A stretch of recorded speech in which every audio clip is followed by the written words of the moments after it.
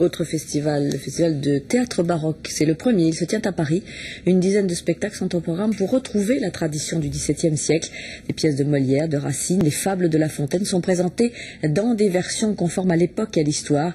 Un voyage dans le temps au théâtre du Ranelagh auquel nous emmènent Dominique Thouard et Nicolas Ruel. Le clavecin, les costumes, la lumière tamisée, en 1695 de Charles Perrault et Chris-et-Comte, qui commence par la formule magique. Il était une fois un rouet et une reine. La Belle au bois dormant est déclamée, dansée, chantée comme à l'époque. Le moindre geste a un sens. La gestuelle, ça permet d'imager le propos du comédien. Celle d'après, qu'elle aurait de l'esprit comme un ange.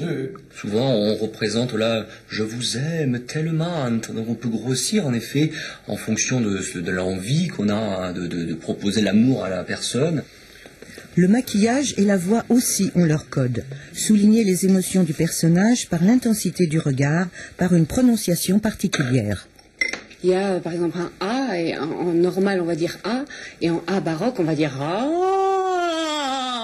C'est souvent la ponctuation qui nous aide à savoir comment moduler notre voix. Ah, que faites-vous là, ma bonne femme? Dit la princesse.